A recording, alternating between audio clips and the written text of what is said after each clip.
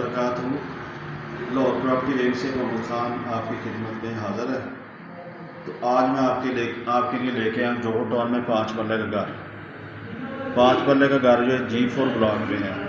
अगर doctor hospital से हम नहर पे आते हैं तो ठोकर न्याज एक ही तरफ, तो आगे थोड़ा सा आगे लेफ़्ट जो सड़कें जा रही हैं ना खोखर चौक की तरफ, तो जब हम खोखर चौक की तरफ लेफ़्ट टर्न लेते हैं तो राइट साइड पे ये ब्लॉक जो है G4 ब्लॉक है। G4 में ये 5 मरले का घर है, डबल स्टोरी घर है, डबल यूनिट है। इसमें 4 बेड हैं, 1 bed TV launch drawing room kitchen नीचे है, 3 बेड टीवी लॉन्च किचन ऊपर है। तो बेहतरीन घर है। तो किसी ने ये घर ख़रीदना हो तो आप मेरे से रब्ता करें। मेरा नंबर जो स्क्रीन पे शो हो रहा है, आप मेरे चैनल को सब्सक्राइब करें ताकि मेरी हर आने वाली वीडियो आपको मिलती रहे। तो आप वीडियो देखें, पूरी वीडियो देखेंगे, एंड पे इसकी जो डिमांड है वो शो हो जाएगी, वो आप देख लेना।